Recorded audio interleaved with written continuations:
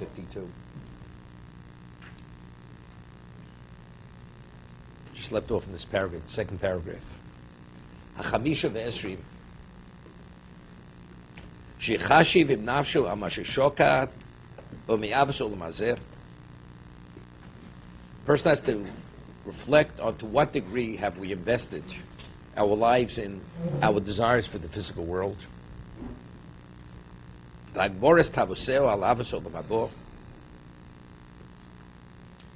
And how we've given priority to our desires of the physical over the spiritual.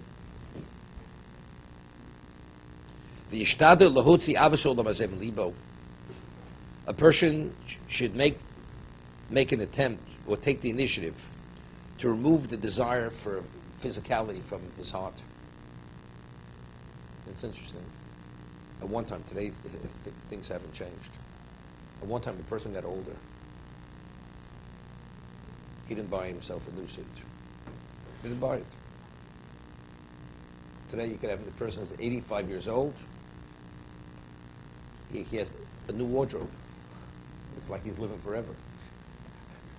Right? Yeah, okay. In the years ago, man reached a certain age, he understood. He was focused, and he understood that's not what's important at this moment. There are other things important. Whether it's maybe spending less, putting it away for the children, investing for the future, whatever it was. A person reaches a certain point in life, you understand certain things that once were important to you become less important. Become less important. Give you an example. In the yeshiva world, when a person becomes engaged, so his kala buys him a gold watch. Used to be. Today, for whoever, long time it was the kala. Because the girls, they would work, so they would take from their earnings, and they would buy the watch. And not the father, I said. They would buy the gold watch for the chosan. And it was considered, the chosan valued it. It was considered something special to him. And he would wear it. After you were married, maybe 5-10 years, definitely after 20, stopped wearing it. It wasn't, not because he didn't value it, because again, initially it was a combination of both. It was a piece of jewelry. You would wear it not during the week, you'd wear it on Shabbos. You wear it for certain occasions.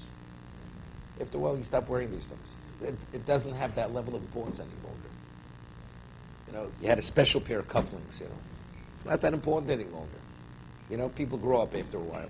It's called growing up.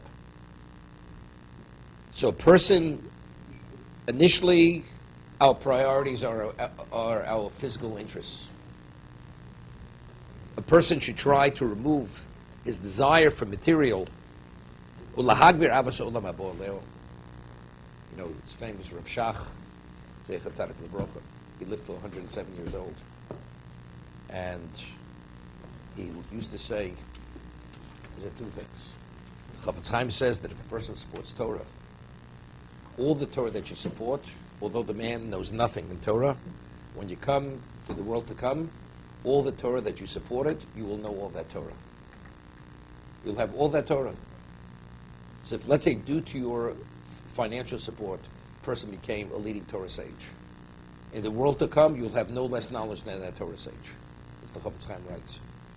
So the Rav Shach says, that person may have Olam Haba, but the Olam Hazeh of that Torah sage, the pleasure he had when he learned, the one who supports it doesn't know what that is. So the Olam Haba he has, but the Olam Hazeh he doesn't have. That's what Rav Shach says. The physical world, so Rav Shach, that's one thing Rav Shach said.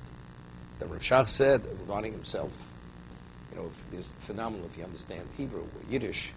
There's a tape on the Hesped, the eulogy, that somebody had said on Rav Shach. It's about a 2-hour tape. And the one who said it was a phenomenal genius. And you could hear just the way he speaks what kind of genius he was. This man had a photographic memory, and he had many years of relationship with Rav Shach, and he could tell you the minute when certain things happen. Oh, right, certain tape.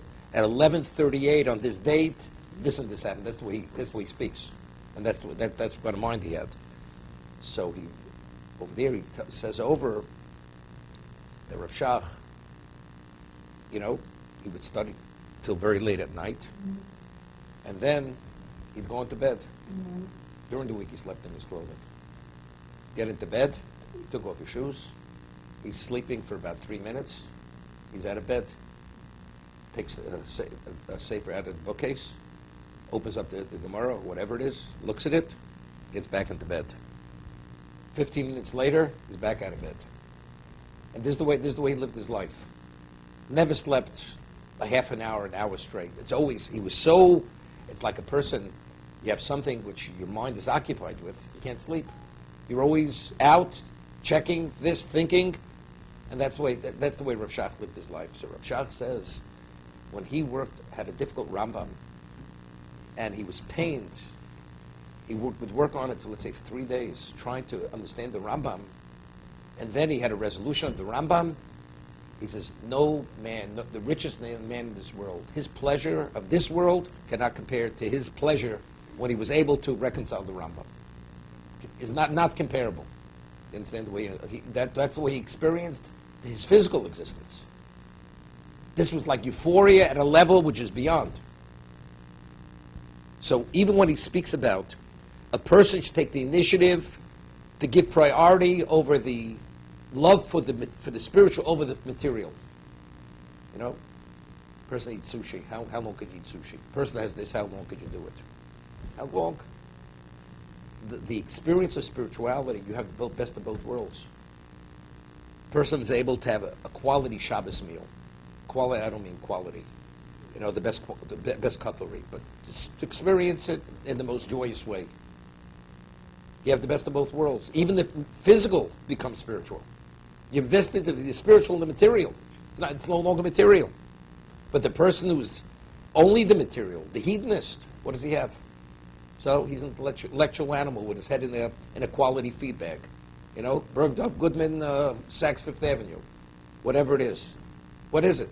That's all he is. Nothing more than that.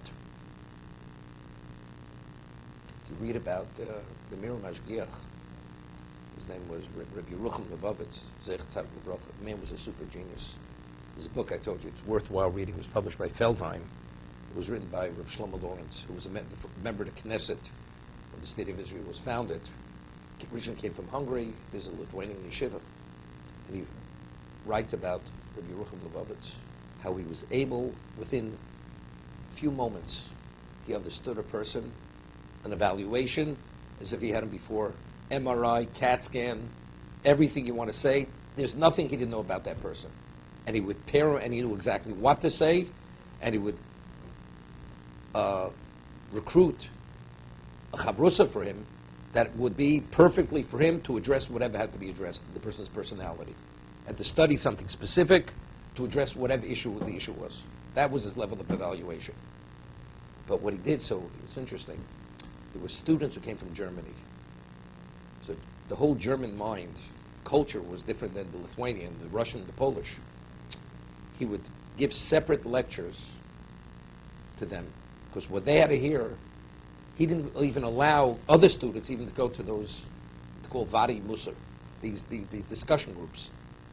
Because what he had to do, what he had to